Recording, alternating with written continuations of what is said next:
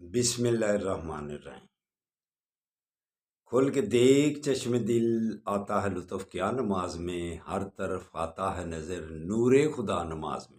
میرے دوستوں، میرے برخوردار، یہ وقت ہے اپنے گناہوں کی معافی مانگنے کا۔ تو اٹھو، سستی کو چھوڑو اور اللہ کے آگے گردنیں جھکا لو، نماز ادا کرو۔ کہتا ہوں کہ اللہ کے آگے گردنیں جھکا کر، گردنوں سے سریا نکال کر اس وقت دعائیں کیا کرو، اللہ کے آگے گردنیں جھکا کر معافی مانگا کرو اپنے گناہوں کی۔ تو یہ وقت گناہوں کی معافی مانگنے کا ہے۔ اس وقت اللہ کی رحمتیں، اللہ کی برکتیں آسمانوں سے نیچے آ گئی ہوتی ہیں۔ اور علامہ اقبال کیا خوب اس کی نقشہ کشی کرتے ہیں، اس کی کیسے وضاحت کرتے ہیں، قرآن کا ترجمہ ان الفاظ میں کرتے ہیں: ہم تو مائل بکرم ہیں، کوئی سائل ہی نہیں، راہ دکھلائیں کسے، کوئی راہ روے منزل ہی نہیں۔ اللہ کی رحمتیں پکار پکار کر کہہ رہی ہیں اس وقت کہ ہے کوئی مجھ سے رزق مانگنے والا، صحت مانگنے والا، بیماریوں سے نجات مانگنے والا، پریشانیوں سے دور رہنے والا ہے کوئی؟ اس وقت میرے سے مانگ لو جو کچھ مانگنا ہے۔ تو میرے دوستوں، میرے برخورداروں، نماز کے بعد یا مؤخر اس کا ورد کیا کرو۔ اللہ کی مہربانی سے جو بھی آپ کے اچھے کام ذہن میں آئیں گے وہ پایا تکمیل تک پہنچتے جائیں گے۔ تو اٹھ کر گناہوں کی معافی مانگیں، اللہ تو معاف کرنے والا ہے۔ آقا صلی اللہ علیہ وآلہ وسلم ارشاد فرمایا، بنی اسرائیل کا واقعہ صحابہ کو فرما رہے ہیں کہ ایک آدمی نے 99 قتل کیے ہوئے تھے، ایک کم 100، تو اس کے ذہن میں آیا کہ معافی مانگ لو، قتل ہی تم نے ساری عمر کرتے جانا ہے۔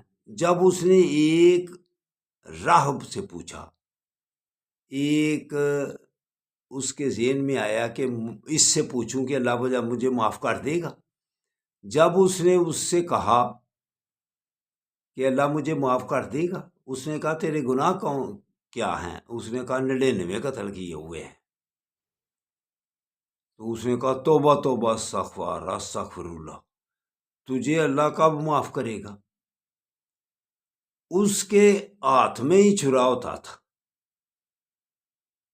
اس نے اس کو بھی قتل کر دیا، 100 پورا کر دیا اس نے۔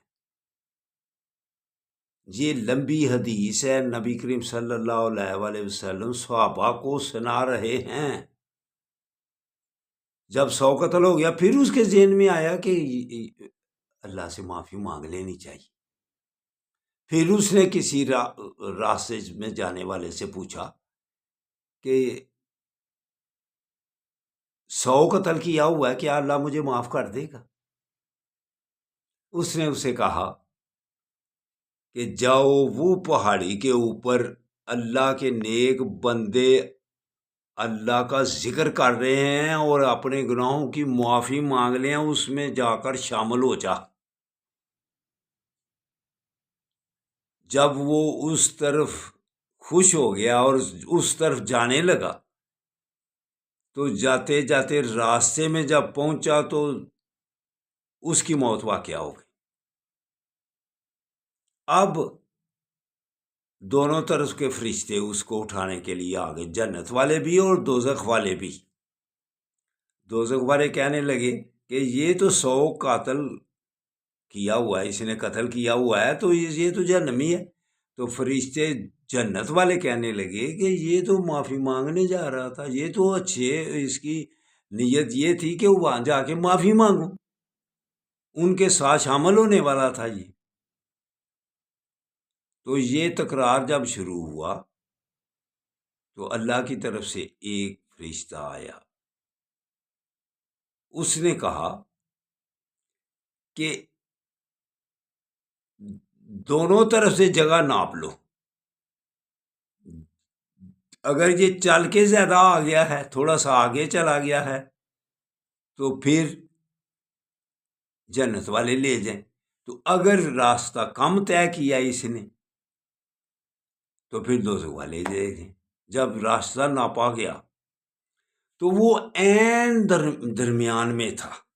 یہ دیکھو اللہ کی قدرت، اللہ نے یہ واقعہ کیسے کیے ہوئے ہیں، یہ ہمارے لیے واقعہ بنی اسرائیل کا ہے، لیکن یہ ہمارے سمجھ کے لیے کہ اللہ کتنا غفور الرحیم ہے، اللہ کیسے معاف کر دیتا ہے۔ وہ عین درمیان میں تھا جب وہ ناپ رہے تھے، لیکن قدرت اپنی دکھانی تھی اللہ نے کہ اس کا تھوڑا سا فاصلہ پیچھے والا زیادہ کر دیا، ایک قدم آگے کر دیا۔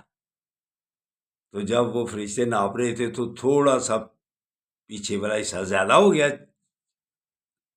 نیکیوں کی طرف جانے والا، پہاڑی کی طرف جانے والا۔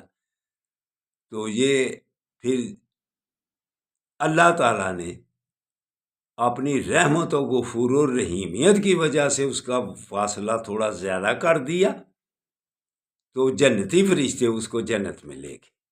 100 قتل کیے ہوئے کو بھی اللہ نے معاف کر دیا، اللہ تو معاف کرنے والا ہے۔ تو ہم کیوں بدگمان رہیں کہ اللہ دوزخ میں ہی ڈالے گا، دوزخ میں ہی ڈالے گا۔ گناہ گاروں کو ہی آقا صلی اللہ علیہ وسلم کی شفاعت سے معاف کرتا جائے گا، معاف کرتا جائے گا۔ آپ معافی مانگ کر تو دیکھیں۔ تو اس لیے دوستو، بدگمانی کفر کی طرف لے جاتی ہے۔ تو اٹھو، اس وقت گناہوں کی معافی مانگنے کا وقت ہے، اٹھو اپنے گناہوں کی معافی مانگ لیں، اللہ پھر معاف کر دے گا۔ اللہ حافظ، اللہ حافظ، اللہ حافظ، اللہ حافظ۔